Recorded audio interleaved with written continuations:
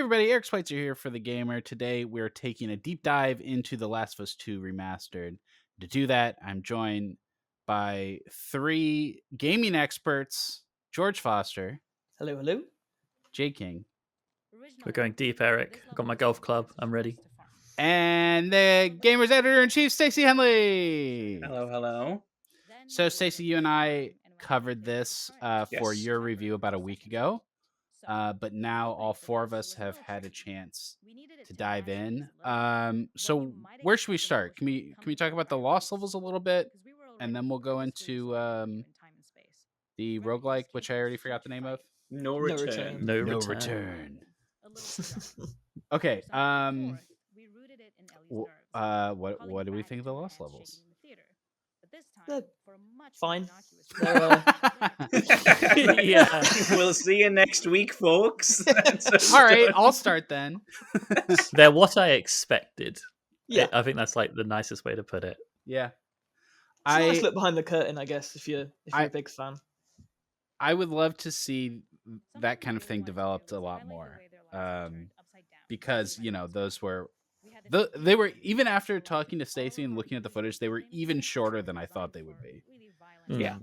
I think, and Stacey, you indicated that the sewer one was the weakest, and I totally get why you said that, but that was actually my favorite one, just because the content of that was so level design focused, and it was all about environment and geometry, and that's really interesting to me. And I thought it was cool. I think that was why I responded least to it. Mm-hmm.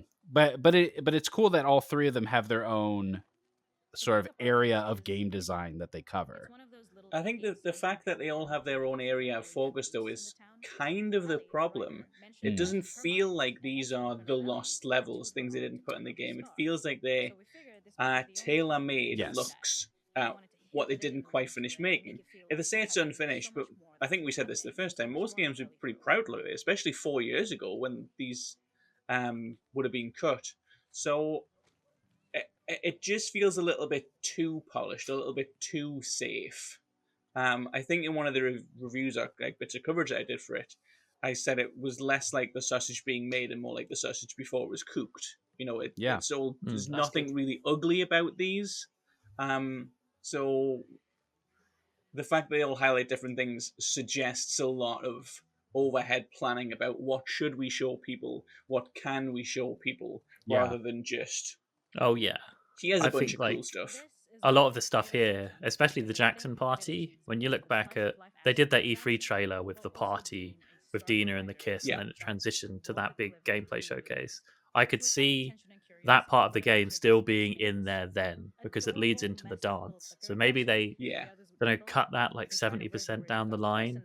It sort of splits the difference. It's not like grey box stuff. It's relatively big built out environments with some unfinished mechanics and stuff. But I think, as Eric said, like, how feasible is it to present that in a way that is both something the average Joe is going to want to experiment with and still makes Naughty Dog look good? Because they don't want to throw something out there and be like, oh yeah, we did this on a lunch break and we were going to put it in, but we decided against it. It's kind of like, I'd love for there to have been more, but you can kind of get why they scrapped all of this together. Yeah, I quite like the lunch break feel of it, though. Like, I would have loved more of that. Yeah, I used to watch the Family Guy director's commentary. Extremely cool. Cultured. There's a bit that I always remember in it is there's one of the early series is a joke where like Peter can't do a jigsaw as fast as a bear can do it. That's one of the cutaways. And they said like, why did we do this joke? It's weird. And Seth MacFarlane says, because we had half an hour on the Friday and we had to write a joke, so we did this and we went home. And I've kind of always remembered that part of the process. That's how things are made. They aren't really made by geniuses who sit around stroking their chins. They're made by people who have to hit budgets and hit deadlines. And 1,000,000%. Naughty Dog's very good at that. Yeah. It has a huge budget, but it's good at doing that thing. And I would love for them to show us something really ugly and horrible and go, we tried this, didn't work. Oh, yes, that would have been amazing. Even just like talking us through the early concepts that game had. Like at the pitch stage, I think Abby was going to move into Jackson and sort of befriend Joel and Ellie and then betray them. Even if they talked about that in more detail without showing us like concrete things to interact with would be cool. But I guess they want to give us something to interact with while giving us that context, because otherwise it's like, will people pay attention to these? But I find with Naughty Dog, they're always so ultra curated and polished, and like everything they touch is gold. It would have been cool to see that other side of them more in this, but I think Stacey wrote like, it would have been cool to see more of what they had planned for Abby too, because she is arguably the riskier half of that game, but it's all Ellie focused. And maybe, I don't know what the reason for that is, but you would have liked to see more of it. And the boar level would have been such a perfect one for that, because all of the commentary is digging into the iteration, all the different ones they went through. And there could have, I can imagine a way where you sort of like loop through that level a few times and see all those different iterations. Yeah, we tried it this way, it didn't work, so we tried it this way, so it didn't work. We tried it this way, it didn't work. We tried it this way, that still didn't work, so we cut the whole thing. Yeah. That would be a cool journey to go on. Yeah. And all three of them, they talked about like, oh, in this level you would have done this, and maybe it would have been mixing like this. drinks at the workbench. Yeah, but you don't get to see any of that. You just get to see like the flattest and most polished version of it. And to that point, like in the sewer, it's so polished that the commentary tracks are perfectly timed to like begin and end with each section of it. Which was cool, but it was like, this doesn't feel as behind the scenes, or this doesn't feel as like you were saying, as like in development as it could be. But I think we can all agree that when that clicker in that little crawl space turns into Joel, damn, what a Good moment. thing that was cut, I think. Traumatic. Are you crazy? Scary. No. That's amazing. Too much. That's too far. Scary. It's too far. No, I love dead once was enough. I'm good. That was amazing. I wish they could have put that in the game somehow. I think maybe that, in a weird way, is testament to the way of doing things. If it doesn't work, they won't do it. Mm-hmm. That's a cool idea. They know it's a cool idea. They'd fully animated it, but they cut the level, so they didn't add it somewhere where it didn't fit.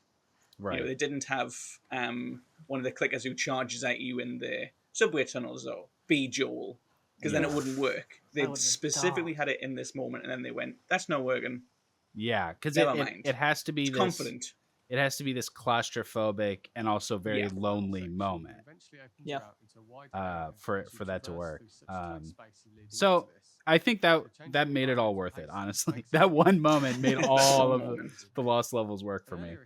I think they're cool. Like I'm a big fan of The Last of Us, so it's nice to see. But I can't imagine anyone other than people who are really into it caring that much. Like, it's always nice to see people behind the curtain. You just said that. Yeah, but anyone else isn't going to be that fussed on it. I don't think. Yeah.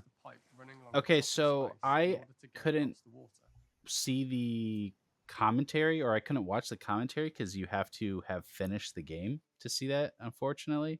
And it didn't carry my progress over from the PS4. Can you import a save? Does that? I was gonna say there's ways to import it, but it's not entirely reliable. Yeah. Oh, I expect it to automatically do that. My mistake. So I didn't get to watch that. Stacey talked about it quite a bit in our last video, but if Jade and George, do you have anything, any reflections on that stuff? I have not actually. I've only seen what Stacey has shared, so I haven't really seen all that much of it. It's more like, I don't know, some people listen to podcasts when they play games, but it's normally like a mindless podcast or a mindless game. So it's like, oh, this is just like an accompaniment. But The Last of Us has like a relatively jovial and laid back commentary track for a game that is anything but jovial and laid back. Mm-hmm. So like Abby could be caving someone's head in with a hammer, and you've got like Tori Baker and Laura Bailey just having a bit of banter. And I think that's like interesting, and it's cool they've got so many different voices there, but it isn't structured in a way that informs you of like the development or certain parts of the game. It does on occasion, but it's not common or consistent enough for me to like go through the entire game to see all those cutscenes to see what happens. because a lot of the time they aren't giving me the insight that I couldn't get from like reading a piece or watching that documentary that's coming out. Because it's not the entire game that's narrated; it's more just like specific cutscenes. Because I can't imagine they'd be able to make it that fluid by just considering how long the bloody game is. Yeah, I'm pretty sure that what they did, I think Out and I just got this last time, they probably just watched the cutscenes back to back and just kept that's what I'm walking through thinking. them all. It definitely has that feel and flow to it. They got them in for a day, like that kind of thing. Yeah. And no one's going to play the game for the first time this week. In fact, you can't because you've got to have beaten the game. So that it does bring it more of that kind of friendly podcast feel, like everyone's just kind of mates. You're not really missing it, but at the same time, this is a game a lot of people replay for the richness of the story, in the same way that people who watch movies or rewatch television shows that mean a lot to them. I can't imagine many people feeling this is an elevated experience. Agreed.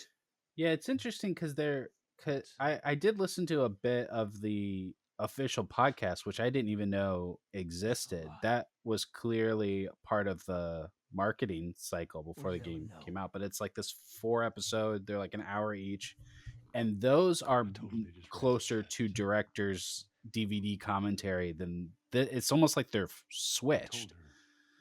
And the commentary on the cutscene should be the podcast, and the podcast should be the commentary. Yeah, I didn't know that was a thing.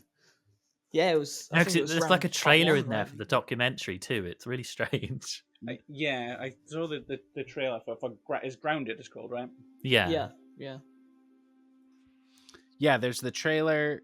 There's a video intro to the game, I think, and then there's the 4 episodes of the podcast in the bonus features. Just listen to the podcast in the menu, as you do. Yeah, I thought that was weird. Like, I guess you could turn it on your TV while you're doing chores or something. One thing I don't like, and Sony has done this with a few remasters now, is when you import your data, it will give you all the trophies again. Because I think Ghost of Tsushima did that, and I enjoyed that game enough where I was like, oh, I'd like to play through this again just to like get the trophies and have fun in this world, because I enjoyed it more than like Days Gone or Horizon or whatever. And the same with The Last of Us. It's a story I want to experience again, but I won't say no to that extra serotonin that you get from the trophies and so on. But in order to access the commentary without playing it through, you need to upload your data, waste those trophies to get a big part of the game that would have been appealing to me. It's unusually managed. I don't think they needed to be as wary as spoilers in regards to the commentary as they are in the game. Yeah, it is weird that they're protecting those. I suppose part of their thinking might be people are going to buy this version for the first time. I was actually watching the TV series. That was part of the reason we were kind of told, not by Naughty Dog directly, but just in general, that was the big kind of talking point about why they'd remastered Part 1. Was one, so it had the Part 1 name, so it fit with Part 2, but also because the HBO show was coming out. So yeah. Again, Jade's right. It's them being a little bit too protective of this curated, specific experience, rather than just saying, "Here are all the features. Do what you want." Yep, I agree. Anything else about the sort of bonus features before we talk about No Return? Do you want to talk about how excellent the graphics are? The big upgrade they've had? It's, oh my god. Looks there's like some leaves that look nicer. They really put an effort in. I say the one good thing. The best of times. The one good thing it brings in regards to technical improvements, it does that 40 frames per second mode you can get in God of War Ragnarok. I think if you turn like fidelity mode on and variable refresh rate, it pushes 30 frames per second to 40 frames per second, but still at 4K. It doesn't seem like a lot, but in the moment it is. If you're a poncy idiot like me who's like, I feel you deserve a wedgie for breaking this. But it's cool. That's like the coolest thing where I'm like, oh, this is nice. I'm enjoying this more now because it runs at 10 extra frames. But otherwise, it just looks nice. It already looks really good though, so it's kind of... I can play it and say this looks nice, but I don't feel it looks nicer. But I've watched side by sides, and I do see a small difference in some areas, but it wasn't the main selling point. It's not fair to have a go at them for it, but should have it just feels like every time a game comes out, we're told it's like better than it's ever looked. And It was for me. It was the HDR. The HDR was huge, Oh, and yeah, I have yeah. a better TV now than I did 3 years ago, so that's part of it too. But Gaming. yeah, HDR was a huge upgrade. I don't know if the original one did. Not a clue. Yeah, I maybe? don't know. Maybe not. Looks good It was here. late PS4, so I'm going to say yes. Can't believe you brought this up, Stacey. I'm so bored now. George, you were going to talk about playing guitar. I was. Oh yeah. Something I can't do in real life, but guitar free play. I mean, I fiddled around with it for like 10 minutes. Maybe there's not much to say about it. Yeah, but you beat the game. It is pretty cool. You know, like you could do the banjo, you can do like a electric guitar. You know, it calls to mind when people did like actual music with it, like they'd do actual songs. I was like, oh, I mean, not that changes now because you could still do that in the last one, but you know, now you have banjo music. You can do. Now you can do it with that metal guitar. If you're gonna play it like an instrument, it gives you more options. Yeah, like I was just strumming the DualSense, going, "Wow, this is cool." But for people who like can use it, I don't know, it was surprisingly in depth. Maybe it's a little bit un-Naughty Dog for them to just go, yeah, have a banjo, why not? Yeah, or electric guitar, or metal thing. They should give me one of those sitars. What are they called? Sitars. Yeah, those. Yeah, two banjos up for guitar free play. 2 banjos. Yeah, sitar. Give me one of those. Okay, I think that covers the bonus features. Let's talk about No Return. Yeah. Yes. Did you like it? Yeah, I really did. like it. Fan. I do too. I jumped right into that because I didn't want to replay the game, but after playing that for a while, I kind of did start to want to replay the game. I did the exact same thing for a couple. One, because I just like it just feels so good, right? Like the gameplay is great, the killing's good. But secondly, because it's just such a bad representation of what The Last of Us 2 is. No, it is. It's just excessive violence for the sake of violence, which is like. And I did right at the start. I did have this feeling of like, why am I doing this? You know, like the very first one I played was like on the little town map with all the stores and stuff, and just like 3 dudes come out of one of the stores, and I'm like, immediately I'm like, who are these guys and why do I want to kill them? Because in The Last of Us, you would know that is important to the game. It's not Doom. So I mean, to an extent, but like I know they scream out their name, but like when you're playing as Ellie going through the Seattle bit, you're gonna have to kill random people to get to Abby. But for a reason. And I think the reason is a high score, Eric. Come on. Yeah, I think we've kind of said Naughty Dog has been too precious about its vision with not letting us see the lost levels. I just don't mind that they've gone, this game's really fun to play, so we're going to let you play it in a fairly consequenceless way. I do get that it kind of goes against the violence is bad message of The Last of Us, but I'm just not that connected to it. I never felt the wider messaging was a big draw of the game. The individual stories, the fact that I care about Joel and Ellie and Abby and Lev, that's a reason to play the game. But just like the wider implications about the nihilism of the human race, or by the way, push square to cave in someone's skull, I just never felt that engrossed by what The Last of Us was trying to do. So I felt less alienated by No Return for that reason. I'm glad you brought that up. I want to talk about that because there were some like kind of high profile reviews for this game that were very much centered on the idea of the way that No Return undermines what The Last of Us 2 is. And I kind of agree with you.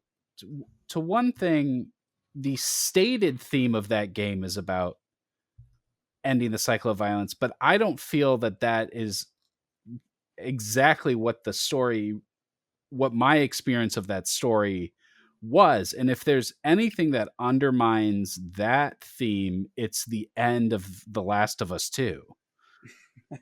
Like it's the entire San Diego chapter of that game. Like this. So I understand the point, but it feels a little bit like critic brain to me. Yeah, I mean, Yeah, I think it is. I think we've all been guilty of that for things that we have our own Sure. deep set passions about, though. The Last of Us, part of the reason it's so popular is because people do respond to this idea of the violence around it. I'm just not one of those people, so No Return didn't spoil that for me.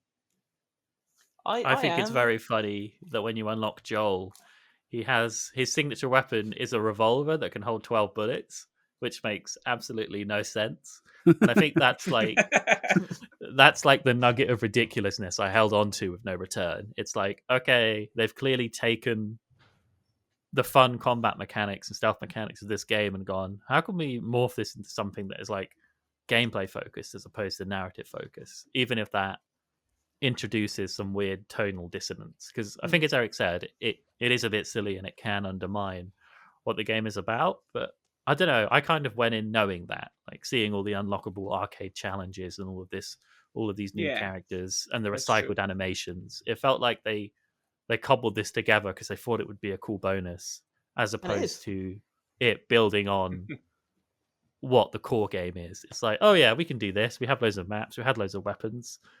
Mel is there. It's kind of like, but Owen isn't, which is nice. It's kind of, yeah. I like what they did. Something I said when Eric did this. He's such a drip. I'm playing through it again. I don't like it. I can see the argument to be made that, you know, it goes against the messaging, but for my point, I see it as just a bonus side thing. Like, it doesn't take away from the main game because it isn't the main game. The main game is there. You can have your impact with that. This doesn't have to affect your experience. Like, it's just a side thing exploring the combat, which I've always thought is the underappreciated side of Last of Us Part 2. Like, the dialogue is always about the plot, the characters, and the themes, but no one talks about. Yeah. Obviously, I understand why, because if you go out saying about this game all about violence, that the violence is really good, you look like a weirdo. But the violence is really good. I'll look like a weirdo. No, fine. You're right though. It plays really, really well. There's definitely some critic brain games where we just kind of praise them because they make us feel good or make us feel bad, but in a good way. The Last of Us has great gameplay. Yep, 100%. I just want to applaud the entire media landscape for avoiding the word ludonarrative dissonance, no matter how hard they wanted to say it, through this entire review cycle. It popped up in my head about 5 minutes ago, but because that is what we're talking about, right? Yeah, 100%. Nathan Drake syndrome. But I just feel like The Last of Us 2 was always a game that had video game shit in it. You know? Like, yeah. And I don't know how much this, like, I get the point, and I just think it's overblown because it was always a video game about shooting people for fun, even if the theme was about how sad it is when you have to shoot people. Yeah, you pick up like a bottle of bleach and a broken pair of scissors, and suddenly you have a bomb. Yeah. It's not an immersive sim of a game. But so the other point is how it's like I guess it's argued that it's a bad gameplay fit because it strips out all the narrative. I think it's not so much the narrative for me. It really heightens this focus on you only have a certain amount of bullets or ammo in the case of arrows. You want to be stealthy because you don't want to be swarmed at once. I feel like with The Last of Us in the main game, there are a variety of ways for you to play. Obviously, you go up to grounded and stuff, you have to play very specifically in each situation. But I feel like you have more control in the main game of how you want to approach each situation, whereas you're kind of forced by the necessity of limited ammo and just how small and confined the spaces are, to play this a very specific stealthy way where you rely on melee kills, stealth kills, occasionally silencers if you've got characters who can use that. So I don't miss the narrative. I miss that you get a machine gun. It's like, well, I guess I'll save that for the boss at the end. Yeah, or the flamethrower. Yeah. 100%. Yeah, I know exactly what you mean, and I think that also it's the space that you have to play in and the way it's structured, but also there's the limitation of the types of game modes that it offers. And I know that you get more as it goes on, but for the most part, it felt to me that it was either kill 4 dudes 3 times or kill everyone that comes at you in the next 3 minutes. There's only 4. You're only missing 2. There's only 4 in total. And they're the best 2 as well. The others aren't great. I really like capture, actually. Oh, dang. Well, I like assault. That feels like the most classic. Remind me what the other 2 are. So assault and hunted. I can't remember the other one's called that you've just mentioned. I just said assault and hunted. What are the other 2? Assault and hunted, yeah. So capture is when you get the safe. There's a safe in the middle of the map. You've got to either break open the safe before the time limit goes off, or kill everyone. And you can do both. And there's like extra rewards inside the safe. And then there's a holdout where you get an ally and you're like in the hospital or something like that. And you've got to basically keep them alive. And there's like 25, I think, enemies come at you, and at first they just kind of run at you, and then it's like bloaters or brutes later on. Obviously, you need to stay alive as well, but the main goal there is to keep. It's usually Dina when you're Ellie, and Yara, I want to say, when you're on Abby's side. Yeah. Possibly Lev. I think maybe Lev. I had Manny a few times. Yeah, maybe it's just anyone actually, because Manny's really, really strong. Yeah, you just got to keep them alive, basically. I wish that there was one where the place was just full of dudes and you had to kill all of them to end it. Or like you had to not break stealth. I'd like one if it was get from one area to another, and then you could choose to like engage or not. But if you just go through without, then you still win. But that'd be cool. I think that'd make good use of stealth. As it is, like when you start off, it's it's literally 2 until you've done a few runs. I think I didn't even notice that. What, that it's only the 2? Yeah. So that was something we didn't talk about a lot in the other video. There is this kind of drip of progression early on that's kind of nice, as it slowly unlocks the new game modes, but it also unlocks new perks and new mods. Yeah. So it like sort of slowly opens up in a cool way at the start. Yeah, I'd noticed those. I hadn't noticed the game modes at all. I'm just too good. To keep blasting through. I think you said in the other video that you played on the easiest setting too. Yeah, I played on the easiest setting to get through to like see all the bosses in the review period. I beat it on medium once, but most times I was like, no, just do the med kits. Let's just do it on easy. I've beaten it as Abby, like in one run where I was really concentrated. I was like, right, I need to actually make sure I finish this, and then every time has just been like more relaxed. Like I'm just chucking it on for 20 minutes before doing something else. And even though you don't actually improve, like it's not like in Hades where every time you die you get 2% stronger and stuff like that. It does get easier. It just feels easier. You get more used to it. You get less stressed by the new things that approach you, understand how the maps work. You do learn it. I think that's cool. You do, and also the upgrades that you get better. Like you unlock better versions of the upgrades. And you get more of the mods and stuff as well, like what gambits are they called? One or the other. Gambits, yeah.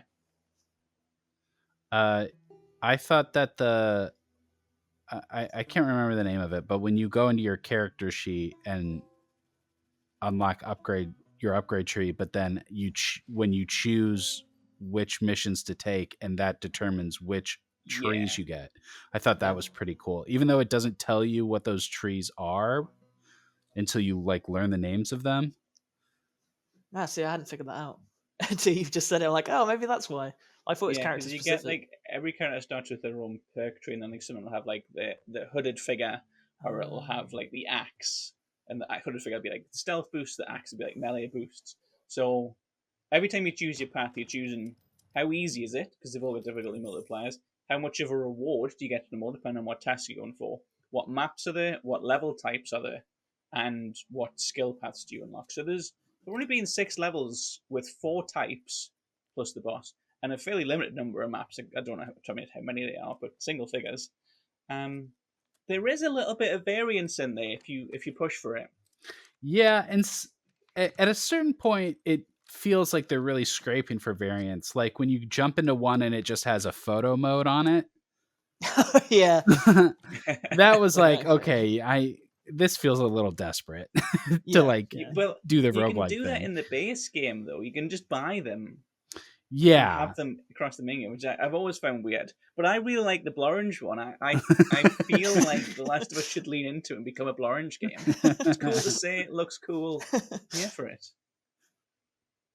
I think it does adapt the roguelike thing well for a game that clearly shouldn't have a roguelike mode. But as we talked about before, when you put it up against Valhalla, it Oh, looks no contest. really weak. I'm gonna say, Yeah. George, you were a big Valhalla fan. Eric and I was talking this when you weren't around for the original review, but I know you really love Valhalla. Yeah, I think that is I think that one works especially, like, it works as a roguelite, but I guess because of the narrative elements, that's the strongest part of it. So I guess putting that up against The Last of Us No Return, which has no narrative elements, I think they work for different reasons, but I still think it's tough. It is tough, because I think I prefer The Last of Us's combat over God of War, you know?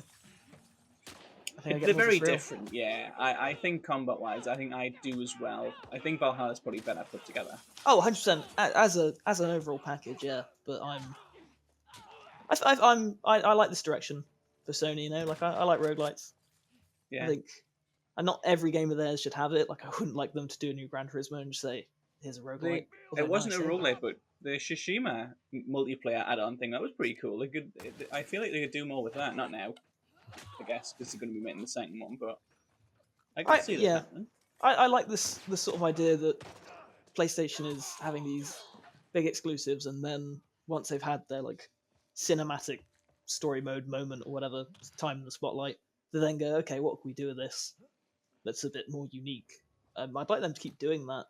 Like if Spider-Man 2 suddenly came out, maybe not another roguelike, maybe something else for that. But if they came out with something for that, that'd be cool. You know, like I appreciate that. I think it's a nice something bit of... on the level of Baldur's Gate 3 Patch 5. That kind of expansion. Yes, a memorable expansion. Ghostwire added like a battle tower sort of roguelike thing. Even like a battle tower. That'd be cool. One thing that struck me as I was playing through it was, you know, every time you finish a mission, it show in your like recap screen, it shows you all your challenges, and I liked the progression aspect of that and seeing like all the boxes I was checking off. But then when it comes to the rewards for those, my immediate thought was like, no wonder they couldn't figure out how to make a live service game with this with this IP, because it was just like, here's a different color revolver and like here's a t-shirt. Like there was nothing I was interested other than the spacesuit. And that was only because you could bring it into the main game. Yeah. It is really weird that they've really gone for it with Ellie and Abby. Like, not just like the cool gaming shirts like Death Stranding or whatever, but like Ellie's got the space suit, as we mentioned, and then Abby's got the Badlands outfit and the goth outfit, like the Top Gun Academy style outfit. And then the rest of the characters have. Do you remember that outfit that they wore at the beach? Yeah. Like, it's just. What if Lev unbuttoned his jacket and he had a black shirt underneath? Manny casual outfit. Okay. Yeah, they're just weird. Like, I understand they don't want to have, like, here's Joel dressed as a giraffe, you know, and lead into it being stupid. I understand they don't want it to be Fortnite, but it's weird to see them go a little bit wilder with Ellie and Abby when you can play them in the game. Like, we have the video on the channel. I played through the whole thing as Ellie in the spacesuit, and we've got like having the panic attack and being attacked by Abby and kneeling at Joel's grave in the spacesuit. Right. Like, you can completely ruin the game with these costumes. But for the characters who are only in like 3 scenes, like Jesse, it's like, no, let's have some decorum. Yeah. Yeah. I think that comes down to the sort of, like Eric was saying earlier about having like photo mode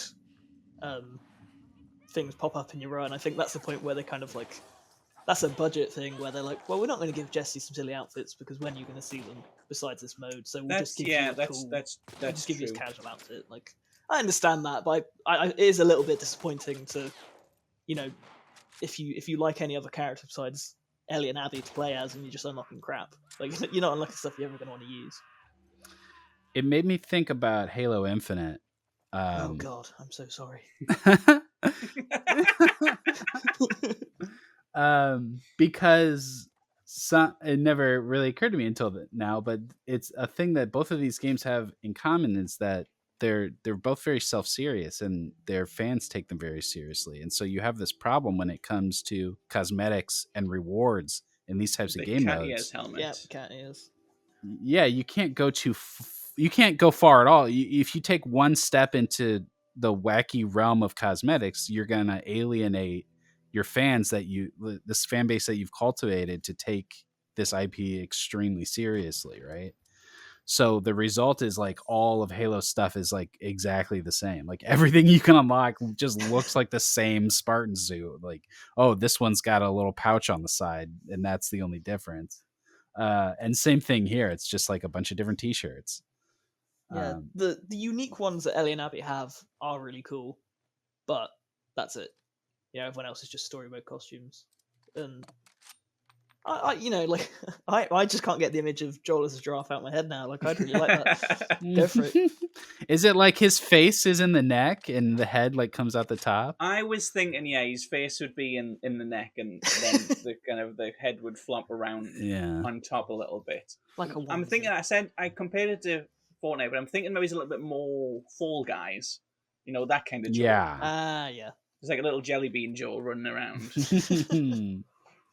This is why I don't care that it goes against the themes of The Last of Us, because I don't take it seriously. No, I agree. I want a jelly bean Joel. I do take the original game. I do take seriously. Like, it meant a lot to me. It impacted me quite hard, and that game still exists, right? But it's still, exactly. I love the fact that no return is a thing. It doesn't. I don't put my controller down in disgust. Like, ugh, how could they? Like, it's just a fun bonus mode. Yeah.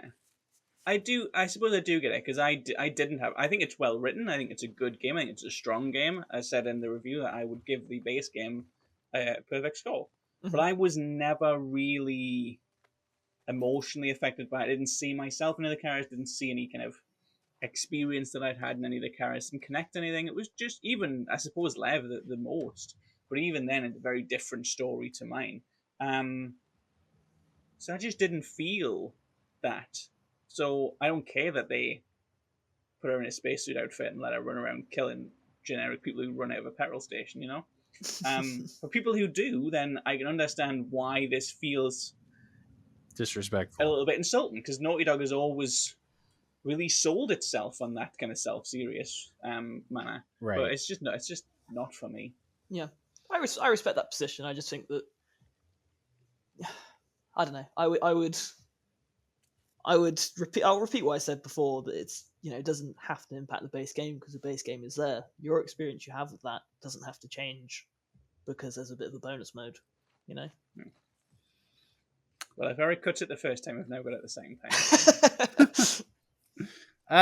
It's an interesting topic. I mean, it's very unique to Last of Us at the very least. Because like, if any other game added a roguelike, including like God of War, you don't really bat your eye at what the implications of that are. True. So, despite God of War having a similar kind of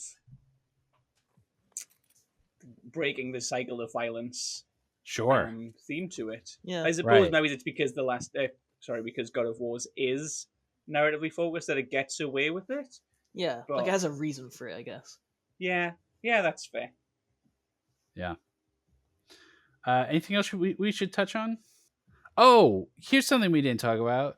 I don't want to kill the dogs. Oh, but they had it coming. Well, I'm glad we brought it up. I completely disagree. I hate them. I hate the dogs also. I hate them.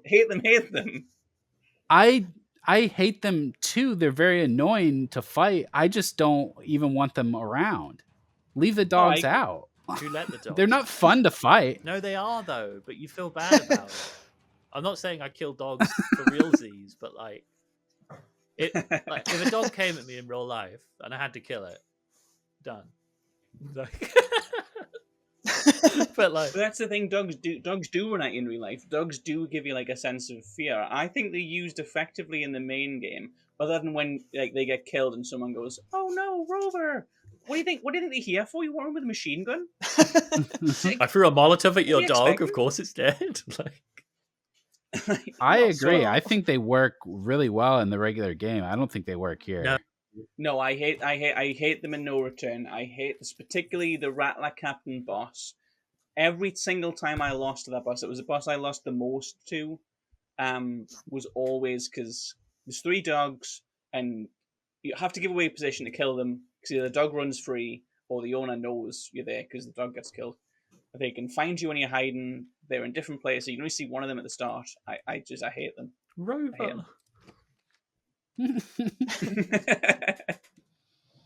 Yeah, I didn't enjoy any of the boss fights. They're very spongy. I felt stressed I think is a good way to going into them. Yeah, and you're just kiting the thing and trying to shoot shotgun blasts at it. I don't know. I think the boss fights in the game work because of the way you build to it, and I guess you build to the bosses here too. But it's not the same. They weren't working It's for not. me. No, it doesn't feel the same. I get that you need to end with a boss fight, but this is just not a. I don't know. I wish there could have been a different big finale that wasn't shoot this tank a shoot the million thing. times. It's a video game. It's a symptom of the lack of narrative. Yeah, for sure. It would be cool even if No Return factored in some of that, like meta storytelling you saw in the original Factions. Even if it just tied in like social media stuff, where you were like the cause you're fighting for could be incredibly abstract, but it would still be cool. Like even if it was like interactive comics or small bits of dialogue. But you are right in the fact that it is just purely mechanical, and so when some of that mechanical stuff slips up, it's infinitely more obvious than it is in the main game. Yeah, you could have picked up a newspaper and it would have been like, forecast sepia tone today. Pustule rain on the horizon. Oh, do they have journalism in the apocalypse, though? They don't have gay people, according to Ellie and Dina, who are surprised at No, the they don't food know store, what so pride probably flags not. are. That makes no sense. Oh, we've written about that before, but it still makes me mad. Are these 2 women kissing? Oh my god. We do that. Okay, gamers, let's wrap it up. Thanks so much for watching. You can read the full review for The Last of Us Part 2 Remastered linked down in the description. Don't forget to like, subscribe, and hit that bell, and visit us at thegamer.com. That's the gamer, no space.